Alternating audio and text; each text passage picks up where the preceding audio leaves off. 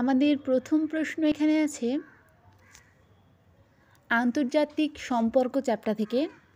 আন্তর্জাতিক সম্পর্ক চ্যাপ্টার থেকে যে যে জিনিসগুলো ইম্পর্টেন্ট সেগুলো হচ্ছে আন্তর্জাতিক সম্পর্কের সংজ্ঞা দাও, আন্তর্জাতিক সম্পর্কের বিষয়বস্তু আলোচনা করো 1 নাম্বার, এবং দ্বিতীয় প্রশ্ন হচ্ছে আন্তর্জাতিক সম্পর্কের বিকাশের ধারা সংক্ষেপে আলোচনা করো।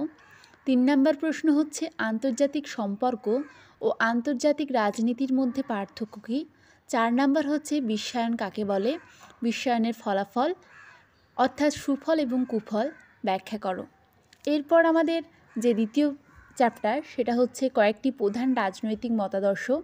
এখান থেকে আমরা কী কী প্রশ্ন করব, এখান থেকে আমরা করব হচ্ছে 1 নাম্বার হচ্ছে গান্ধীজির সত্যাগ্রহ সম্পর্কিত ধারণাটি বর্ণনা করো।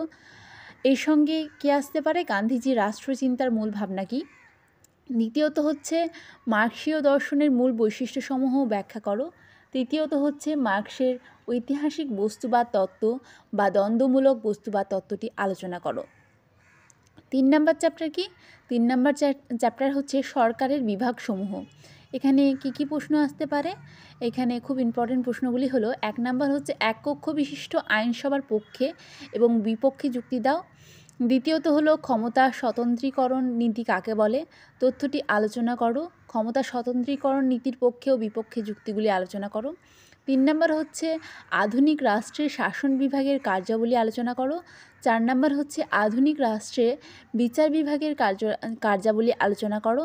এবং 5 নাম্বার হচ্ছে আধুনিক রাষ্ট্রে আইন বিভাগ কার্যাবলী আলোচনা করো। এর পরের চ্যাপ্টার কী, এর পরের চ্যাপ্টার হচ্ছে ভারতের শাসন বিভাগ। এখানে কি ইম্পর্টেন্ট আছে, এখানে ইম্পর্টেন্ট হচ্ছে প্রথমত হচ্ছে ভারতের প্রধানমন্ত্রীর ক্ষমতা এবং পদমর্যাদা বিশ্লেষণ করো। দ্বিতীয়ত কি হচ্ছে ভারতের কোনো রাজ্যের রাজ্যপালের ক্ষমতা ও কার্যাবলী ব্যাখ্যা করো। তৃতীয়ত কি জরুরি ক্ষমতা কি, ভারতের রাষ্ট্রপতির জরুরি ক্ষমতার বিবরণ দাও। তারপর ভারতের আইন বিভাগ থেকে কি আসছে, 1 নাম্বার হচ্ছে লোকসভা ও রাজ্যসভার শাসনতান্ত্রিক সম্পর্ক বিশ্লেষণ করো। দ্বিতীয়ত কি আসতে পারে বিধানসভার বা লোকসভার অধ্যক্ষের ক্ষমতা, কার্যাবলী ও ভূমিকার পর্যালোচনা করো। আর লাস্টের চ্যাপ্টার কী আছে আমাদের, ভারতের বিচার বিভাগ। এখানে প্রথম প্রশ্ন কী আসতে পারে, ভারতের কোনো হাইকোর্টের ক্ষমতা ও কার্যাবলী ব্যাখ্যা করো। দ্বিতীয়ত হচ্ছে ক্রেতা সুরক্ষা আদালতের ওপর একটি সংক্ষিপ্ত টিকা লেখো। তৃতীয়ত হচ্ছে ভারতের লোক আদালতের উদ্দেশ্য, গঠন ও কার্যাবলী আলোচনা করো। এই কোয়েশ্চেনগুলো এইচএসের পলিটিক্যাল সায়েন্সের জন্য খুবই ইম্পর্টেন্ট কোয়েশ্চেন।